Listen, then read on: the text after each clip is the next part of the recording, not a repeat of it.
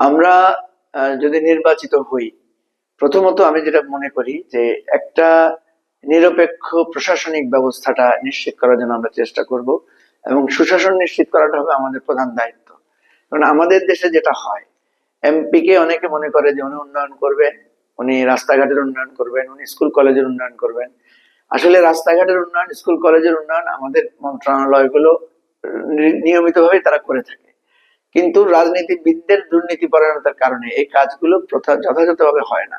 একটা রাস্তার কাজ 5 বছরের টিকার কথা, সেটা 1 বছরে নষ্ট হয়ে যায়। একটা স্কুলে যে বরাদ্দ আসে, সে বরাদ্দটা সঠিকভাবে পায় না, তার মধ্যে দুর্নীতি করে অনেক টাকা নয়ছয় হয়ে যায়। তো আমরা যেটা গুরুত্ব দিব সেটা হচ্ছে দুর্নীতি দূর করা, এবং এই যে বরাদ্দগুলো আসছে এগুলো প্রপারলি ইউটিলাইজ করার জন্য আমরা পাবলিককে অ্যাওয়ার করার চেষ্টা করব।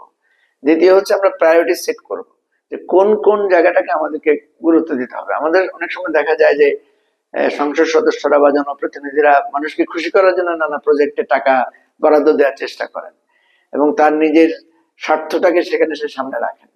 যে কোনো উন্নয়নমূলক কাজে নিজে কতটুকু পার্সেন্টেজ পাবেন সেটার ভিত্তিতে সে বিবেচনা করার চেষ্টা করেন।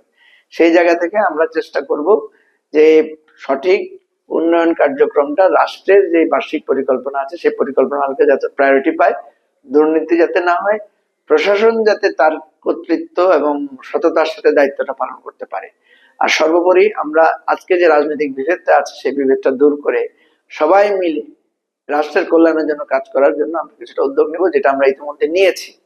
তো জাতীয় সংস্কার কমিশন বা জাতীয় ঐকমত্য কমিশনে যে প্র্যাকটিসটা আমরা করেছি সেটা আমরা বজায় রাখার জন্য চেষ্টা করব।